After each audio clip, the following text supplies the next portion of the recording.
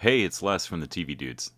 This week, I'm lucky enough to chat with co-writer and co-stars Carlos Alazraqui and Jill-Michele Melean about making the movie Witness Infection, which premiered at the 2020 HA Comedy Arts Festival. The movie tells the story of two rival mob families who were transferred from the witness protection program to the same city by mistake. And if that's not problem enough, a zombie outbreak begins. The entire cast in the movie is a voice actor who's who, and I was thrilled to chat with Carlos and Jill-Michele about making the movie, balancing humor and horror, and much more. You may remember Carlos from voice acting jobs such as Fairly Odd Parents or the Taco Bell Dog. Jill-Michele, of course, is from Mad TV and much, much more. And I can't wait for you to hear the interview.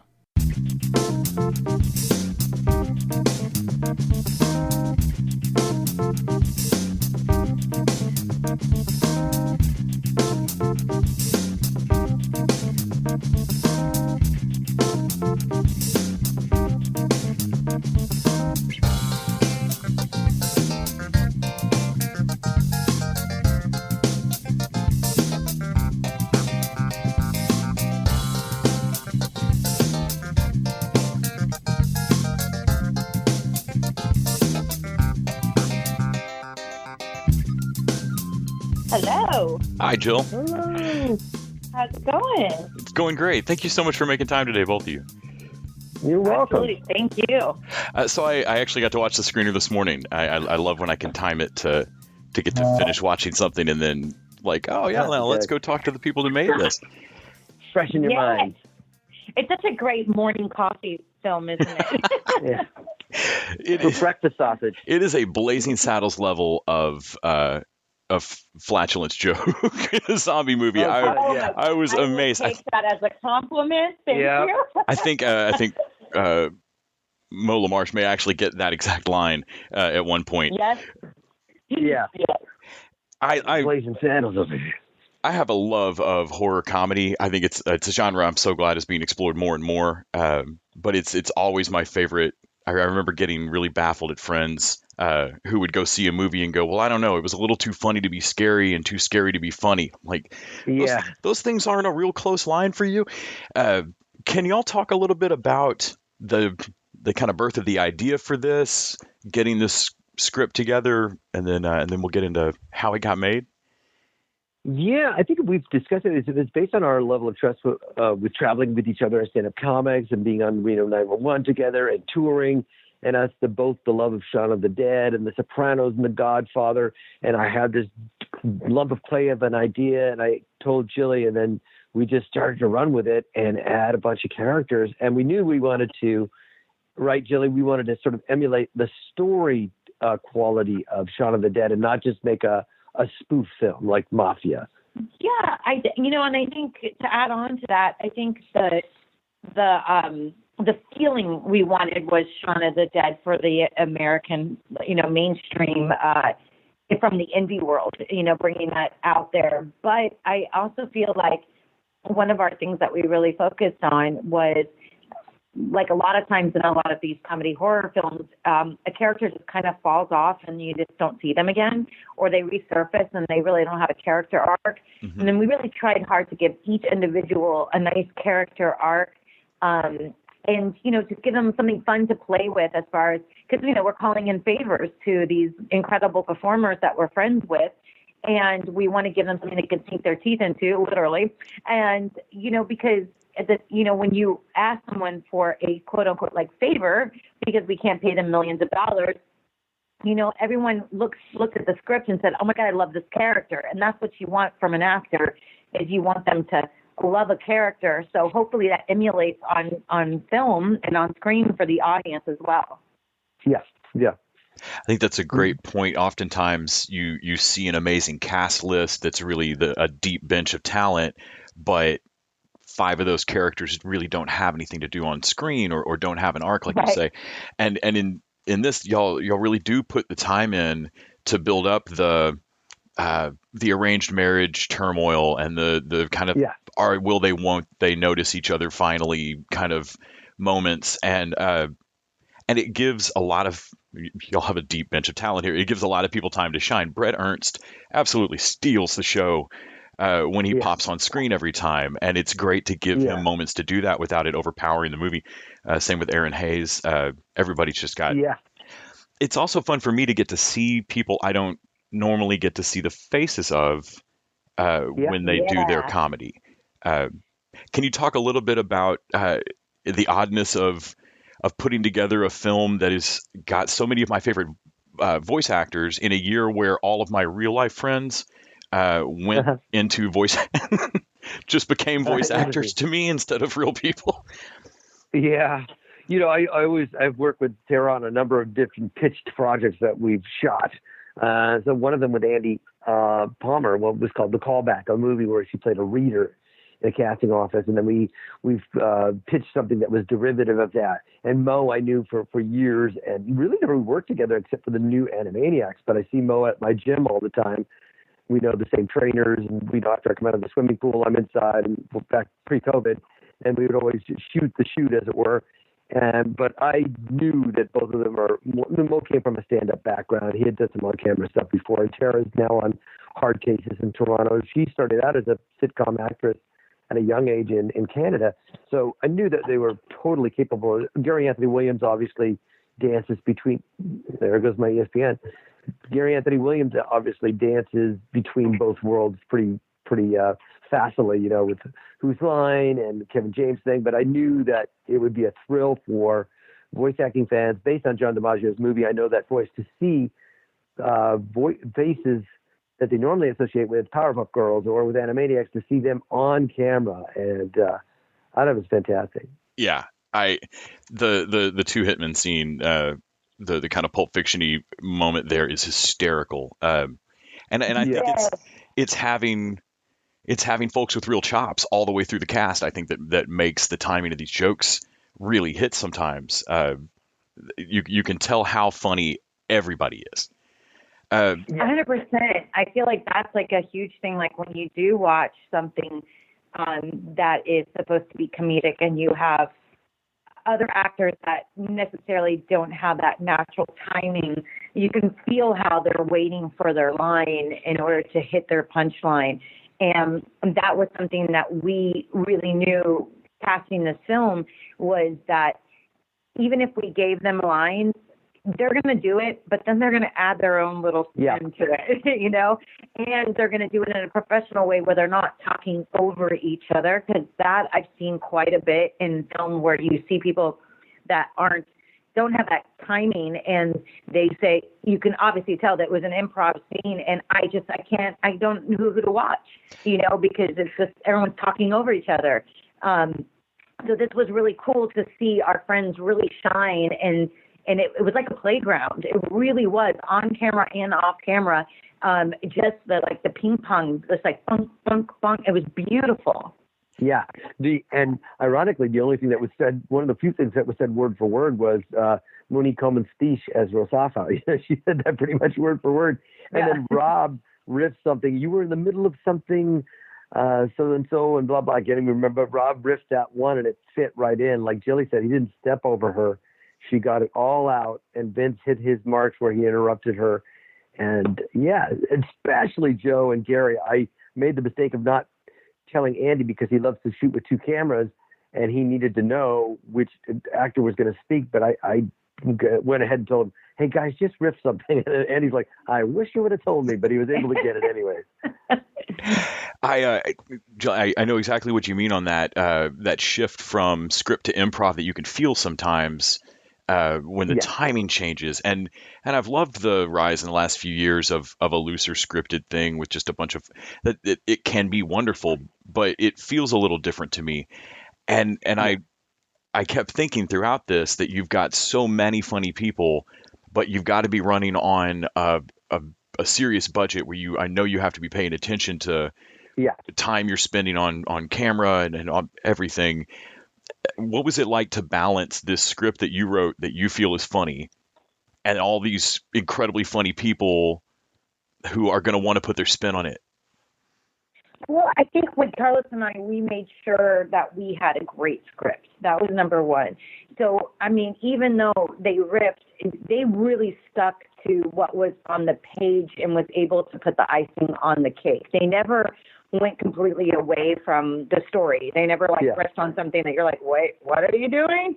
So it was like, and we trusted them. And that's why those are handpicked. Everyone was handpicked from on camera and off camera. Like even our wardrobe department and even Andy's right-hand people, they were handpicked as well.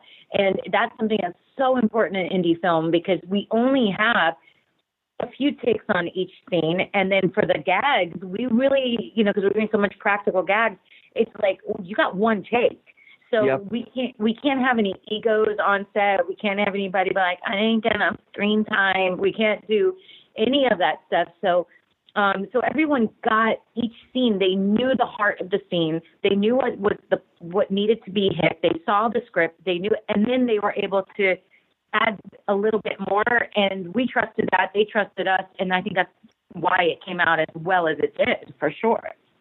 Yeah, the practical effects are great. I'm amazed at I love a good practical effect gore movie, and loving horror comedy. I recognize the balance that has to be struck between how real versus how much do you just kill the moment in this scene for the bite.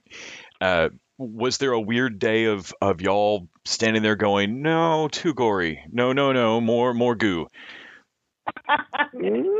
Carlos, take it away. There's never too much gore for me because I'm a good friend of Jim Ojala, our practical makeup guy, and he directed a movie called Strange Nature. Jim was my next door neighbor. I've seen his creature shop a dozen times, so I knew that he was always building gags and that nothing could be too gross. But we pulled back a little bit, at least on the pressure of some of the blood spray. But no, in terms of that, no. What ends up happening in a low budget film because of the size of the budget is that you don't overdo it.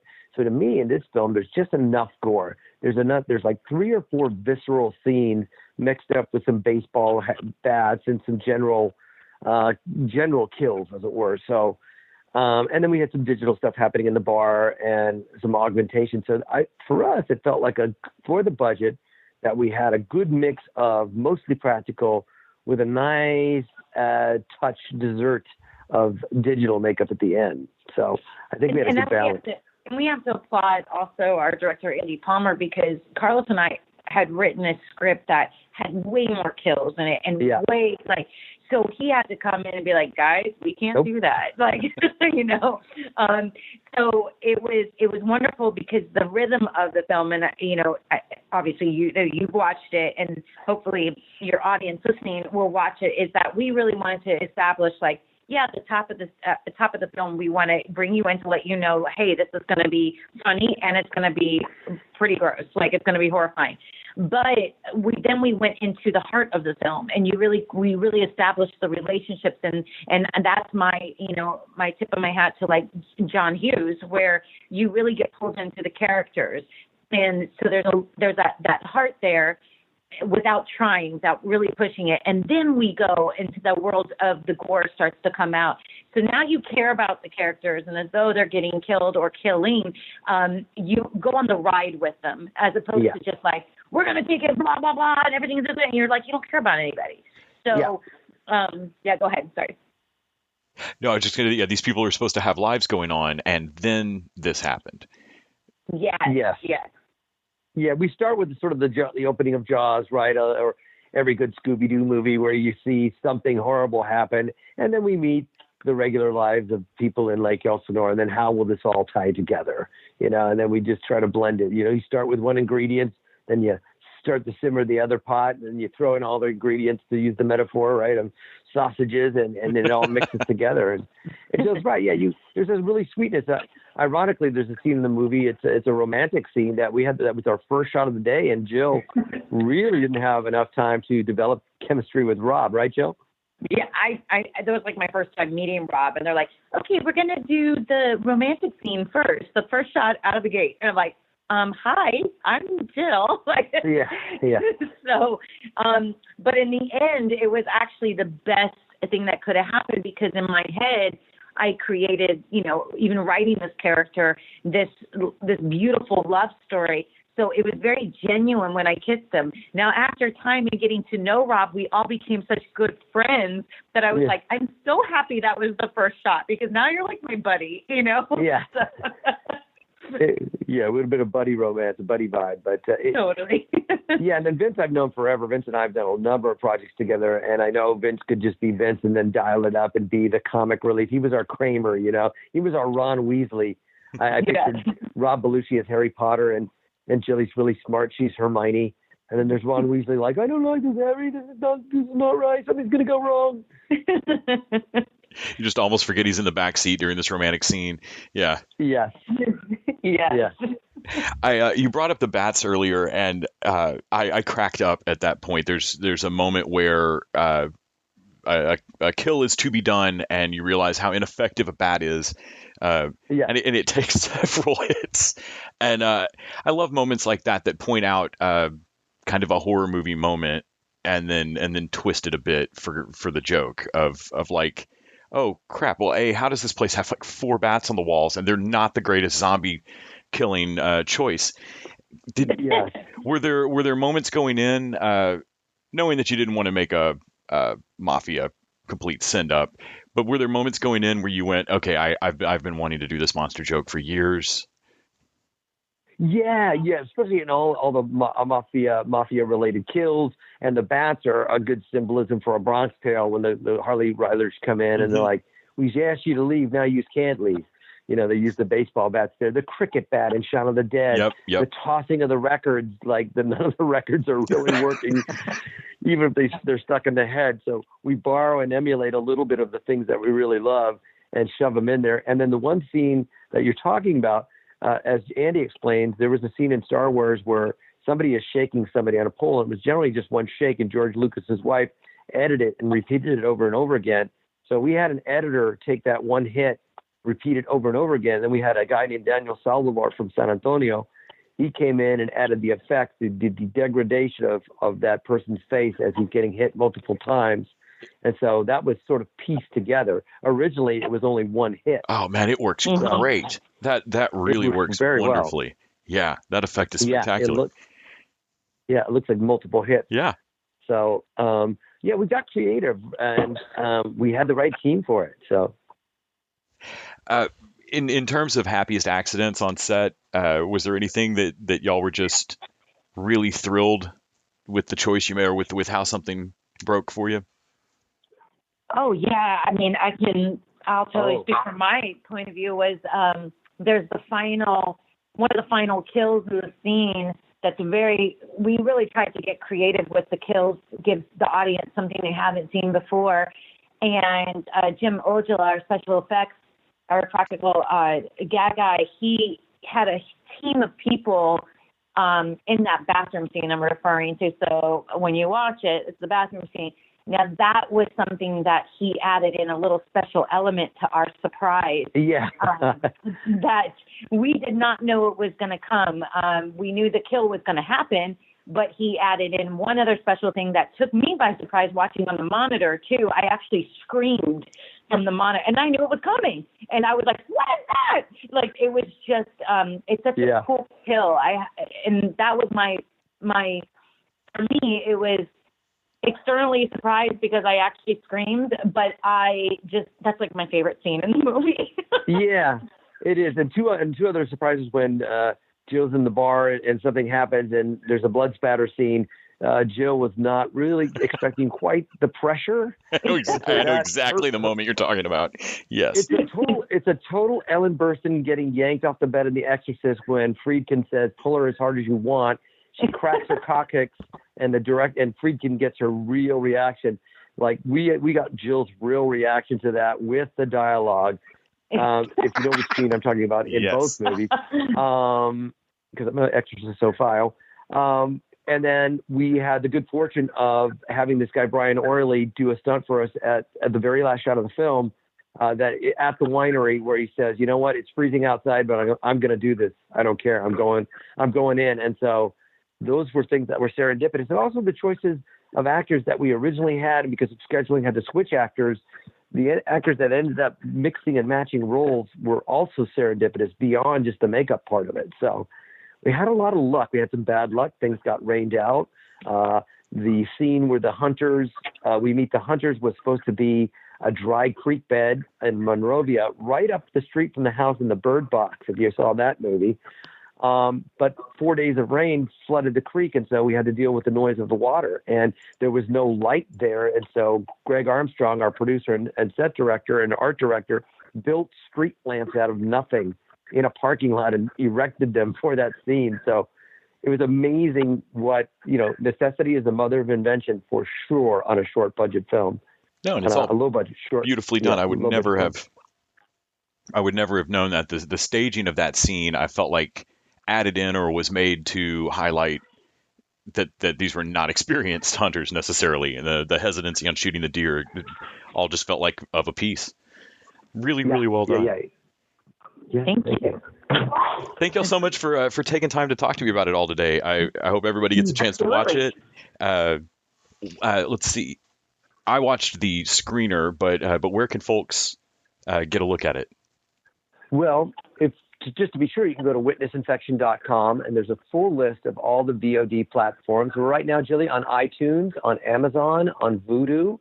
Yep, on Xbox, on Google Play. So I think the easiest ones to navigate are like iTunes and Amazon. But yeah, if you want a full list, if you have on-demand, Spectrum, or Dish, you can just go to witnessinfection.com, and it'll give a list of all the different platforms that it's available.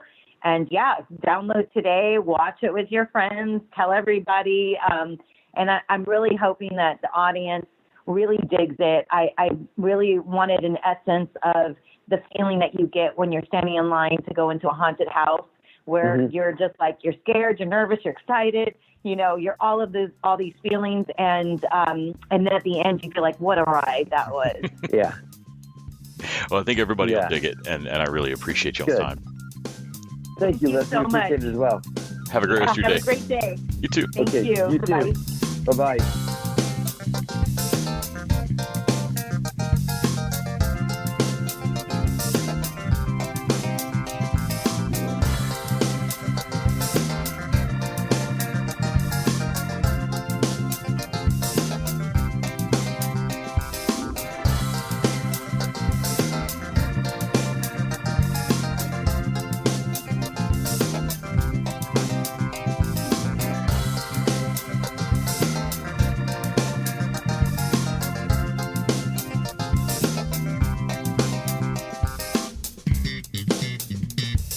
TV Dudes is an independently run podcast out of Austin, Texas. We are exclusively listener supported. If you'd like to help us out, go to patreon.com/TVDudes. You can also find us on Facebook, Twitter, and Instagram at TV Dudes. All the music for our show is done by our friend and original TV dude, Gregory J. Amani Smith. To find out more about us, go to thetvdudes.com. I'm Randy Lander. I'm Les Weiler. And I'm Kyle Scott. Thanks for listening.